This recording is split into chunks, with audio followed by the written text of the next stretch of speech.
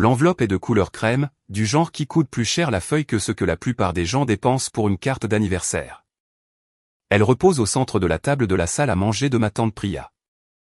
La table qu'elle a elle-même restaurée il y a des années, car elle disait que l'acajou avait mérité ses éraflures et n'avait pas besoin d'être remplacé, juste d'être entretenu. Autour de cette table sont assis mes parents, mon oncle Vikram, et un avocat nommé Gérald Oy, qui a conduit 40 minutes depuis la ville et a apporté avec lui un dossier en manille, un tampon de notaire. Et une immobilité qui remplit la pièce comme l'air froid remplit une maison quand quelqu'un laisse une fenêtre ouverte en janvier. Les mains de ma mère sont jointes sur ses genoux. Mon père regarde la fenêtre. Gérald Oy ouvre le dossier, et c'est à ce moment que tout ce dont ma famille était certaine depuis 11 mois commence, doucement et irréversiblement, à se défaire. Je vais vous parler d'une femme nommée Nolini, d'une table, et de la manière très spécifique dont les gens qui croient avoir gagné vous tendent parfois l'instrument de leur propre défaite. Si c'est le genre d'histoire dont vous avez besoin aujourd'hui, et je pense que cela pourrait être le cas, abonnez-vous avant que nous n'allions plus loin. Vous ne voudrez pas manquer la fin de celle-ci. Je m'appelle Devi Subramaniam et je suis ingénieur en structure agréé. Je le suis depuis 14 ans. J'évalue les murs porteurs, la compaction du sol, le tassement des fondations. Je détermine ce qu'une structure peut supporter et ce qu'elle ne peut pas. C'est un travail qui récompense la patience et la précision, et qui punit les suppositions. Je mentionne cela parce que cela a façonné ma façon de voir tout ce qui s'est passé, et ma façon d'attendre. Ma grand-mère, Nalini Subramaniam, vivait à 11 km de mon appartement dans une maison qui sentait la cardamome et le vieux papier. Elle avait 81 ans et était veuve depuis 2 décennies. Elle avait grandi dans une maison de 2 pièces au Tamil Nadu sans électricité jusqu'à l'âge de 9 ans. Elle avait immigré avec mon grand-père en 1974 avec $400 et 2 valises, et avait passé les 40 années suivantes à faire précisément ce qu'elle avait dit qu'elle ferait. S'assurer que ses enfants ne sauraient jamais ce que signifiait avoir faim. Mes parents et mon oncle Vikram considéraient cela comme leur dû. Je l'ai pris comme une leçon. Chaque dimanche, je conduisais jusqu'à la maison de Poti. J'apportais les courses.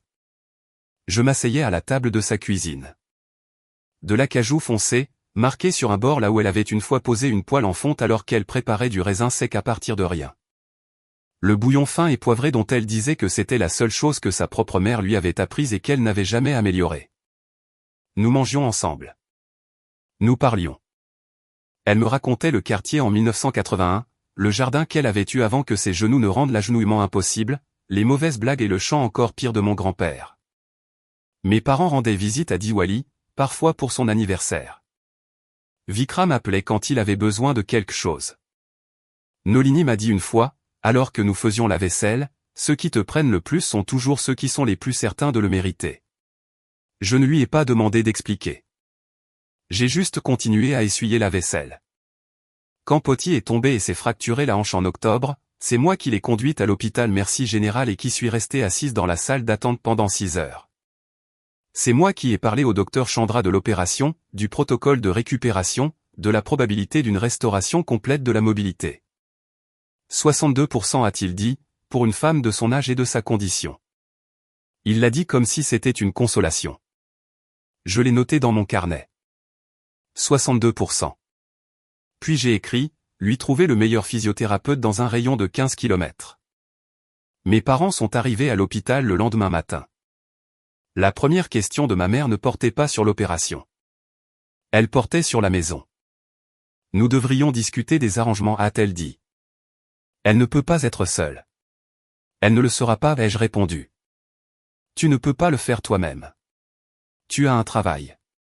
Je sais ce que j'ai. C'est à ce moment-là que ma mère a dit la chose à laquelle elle avait apparemment réfléchi depuis qu'elle avait quitté l'autoroute. Ton père et moi avons discuté. Si Ama vient vivre avec nous, il est logique que nous ayons accès à ses comptes pour la gestion. Pour les frais de soins. Elle a dit gestion. Elle a dit frais de soins. Elle l'a dit dans le couloir de l'hôpital 14 heures après l'opération de la hanche de sa mère. Et j'ai remarqué que sa voix avait la platitude particulière d'une personne récitant quelque chose de répété. J'ai dit, Poti peut parler pour elle-même. Elle a 81 ans, de vie, et elle est parfaitement lucide. Je ferai attention aux arguments que tu construis. La mâchoire de ma mère s'est crispée. C'était la chose la plus proche de perdre son sang-froid dans un espace semi-public. Ils ont organisé un dîner de famille la semaine suivante pour discuter de l'avenir d'Ama. L'invitation a été transmise par mon oncle Vikram, qui a ajouté, comme s'il lisait une liste, qu'il serait utile que je vienne sans mon attitude. Je me souviens être debout au comptoir de ma cuisine, lisant son texto et pensant à ce que Poti avait dit sur ceux qui prennent le plus étant toujours les plus certains. J'y suis allé parce que Poti m'a demandé de venir, et parce qu'elle l'a dit avec le poids spécifique d'une femme qui a décidé quelque chose et a besoin d'un témoin. Le dîner avait lieu chez mes parents. Ma mère avait cuisiné du biryani, la version élaborée du dimanche avec des épices entières, du ghee et du safran, le genre de repas qui signale une occasion ou une appropriation. Poti était assise au bout de la table, sur la chaise avec les accoudoirs, à cause de sa hanche. Elle mangeait avec précaution. Elle n'a pas beaucoup parlé pendant la première heure. Mon père a ouvert la conversation en disant qu'ils avaient parlé à un conseiller financier, un détail offert comme une preuve, et qu'il était logique, du point de vue de la planification successorale, de consolider les comptes maintenant, pendant qu'Ama était assez en bonne santé pour signer. Assez en bonne santé pour signer, a répété Vikram, hochant la tête comme s'il y avait pensé lui-même. Poti a posé sa cuillère. Combien y a-t-il dans les comptes, a-t-elle demandé. Mon père a cligné des yeux. Ça. Nous devrions regarder. Je sais exactement combien il y a dedans, a-t-elle dit. Je vous demande si vous le savez.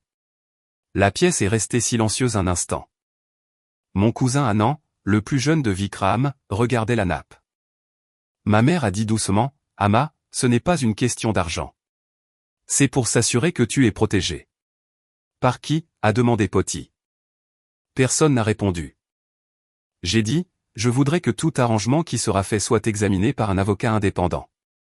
La voix de mon père est devenue froide. C'est une affaire de famille. Alors elle devrait pouvoir survivre à l'examen d'un avocat de famille.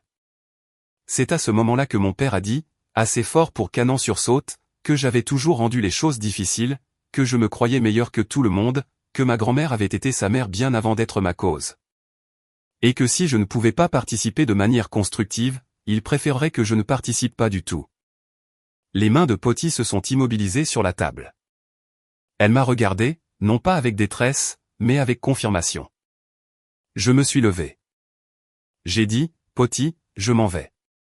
Tu es la bienvenue si tu veux venir avec moi. Elle a mis 11 secondes à se lever, j'ai compté, a pris son sac à main et s'est dirigée vers l'endroit où je me tenais près de la porte. Ma mère a prononcé son nom, c'est comme un ordre. Poti s'est arrêtée. Je viendrai en visite, a-t-elle dit à ma mère, quand je serai invitée en tant qu'invitée. Anand a failli dire quelque chose. Je l'ai vu, sa bouche s'est ouverte, puis s'est refermée. Il a de nouveau regardé la nappe. J'ai ramené Poti à la maison. Aucune de nous n'a parlé jusqu'à ce que je me gare dans son allée. Tu n'étais pas obligé de faire ça, a-t-elle dit. Je sais, ai-je répondu. Je le voulais. Elle a hoché la tête une fois, comme si elle le classait. Poti est venue vivre avec moi 3 jours plus tard. Elle a apporté 2 valises, une boîte d'ustensiles de cuisine et une petite malle en acier, d'un verre foncé ancien, avec un loquet qui nécessitait une pression latérale particulière pour s'ouvrir, qu'elle a placé dans le coin de la chambre d'amis et n'a pas mentionné. J'ai réorganisé ma 2e salle de bain pour elle. Des barres d'appui. Je les ai installées moi-même un samedi matin. 3 barres, de qualité médicale, $47 chacune, à la quincaillerie sur Fenwick. J'ai reporté 2 visites de chantier pour accommoder ses rendez-vous de physiothérapie les mardis et jeudis. Je la conduisais dans les 2 sens. Nous écoutions de vieilles chansons de films tamouls dans la voiture parce qu'elle les aimait et parce que j'apprenais à les aimer. Mes parents ont appelé une fois le 1er mois. Ma mère a dit, avec la douceur particulière de quelqu'un qui sait avoir déjà perdu une position, qu'il s'inquiétait du fardeau pour moi. Je me débrouille, ai-je dit. Elle devrait être avec sa famille. Elle l'est. Le 2e appel est venu de Vikram. Il a dit que Poti avait des bijoux de valeur et qu'il avait toujours été l'intention de la famille qu'ils soient partagés équitablement, et qu'il espérait que je comprenais la complexité. Envoyez votre position par écrit, ai-je dit. Mon avocat répondra. Il n'a pas rappelé. La physiothérapeute de Poti était une jeune femme nommée Blessing qui avait la patience de quelqu'un qui avait choisi son travail avec une grande délibération. En décembre, Poti pouvait marcher jusqu'au bout de la rue et revenir sans le déambulateur. Elle en était ravie, de la manière particulière de quelqu'un qui a mérité chaque progression. Elle m'a dit un soir, alors que nous préparions le dîner, elle insistant pour hacher les oignons parce qu'elle disait que je tenais le couteau comme une ingénieure, ce qui signifiait apparemment mal, le corps se souvient de ce qu'il a su autrefois. Il suffit de le lui rappeler.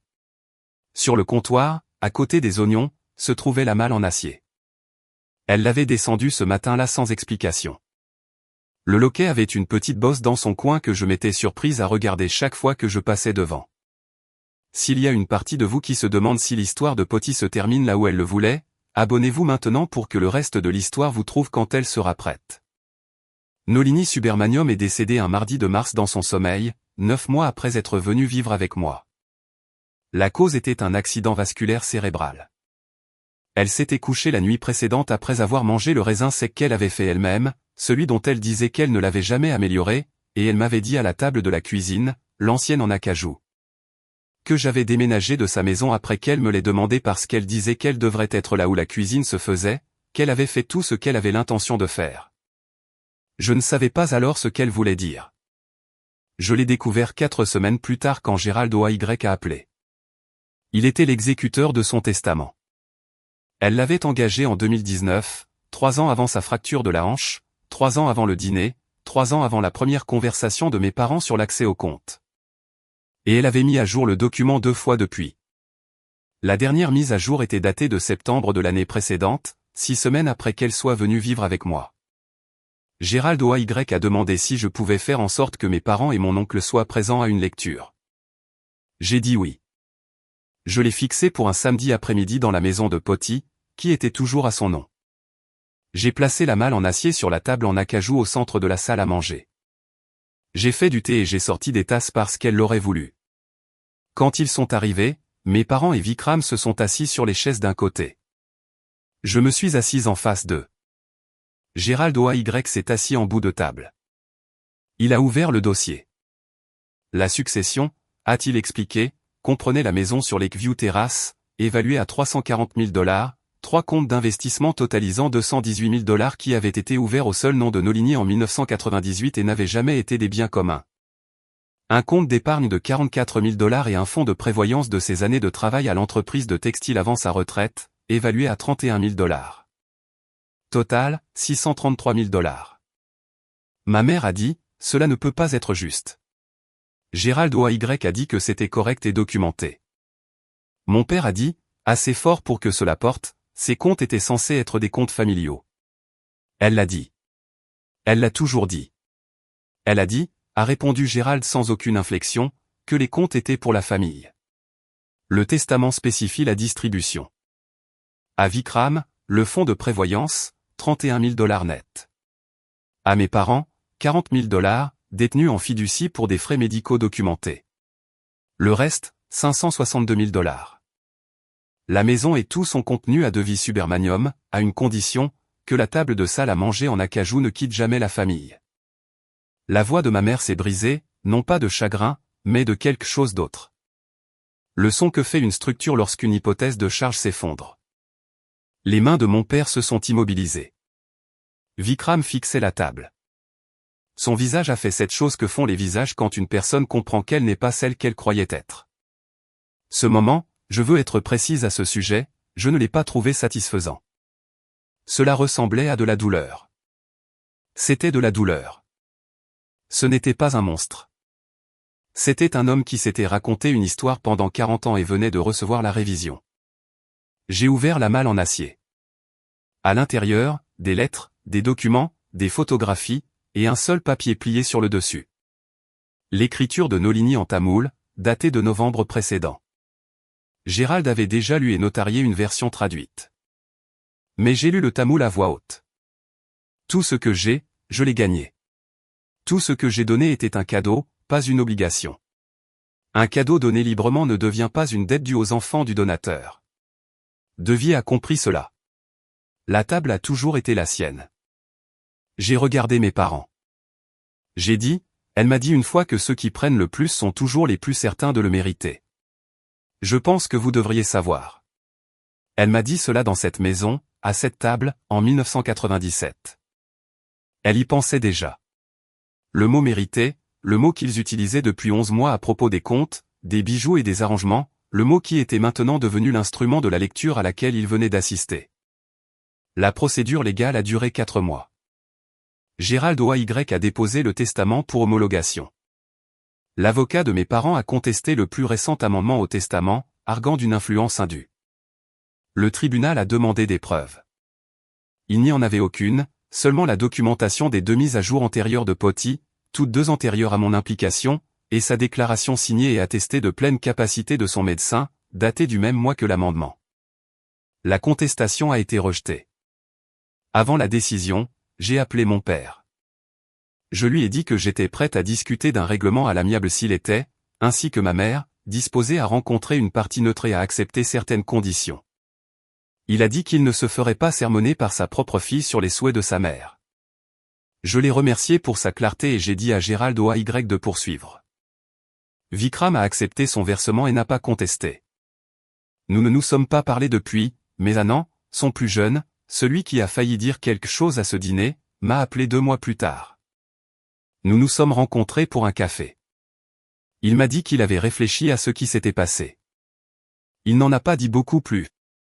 Je n'en avais pas besoin. Je n'ai pas vendu la maison sur Lakeview Terrace. Je la loue à un jeune couple, Mera et Rafi, qui attendent leur premier enfant en août. Mera a demandé si elle pouvait planter des soucis le long de l'allée devant la maison. J'ai dit oui. J'ai dit que Potty aurait aimé ça.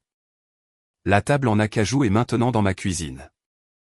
J'ai dû réorganiser légèrement la pièce pour l'installer. J'ai déplacé l'îlot de 18 pouces vers la fenêtre, mais elle est là où elle doit être. Le bord marqué par la poêle en fonte est toujours visible sur un côté. Le dimanche matin, je fais du raisin sec.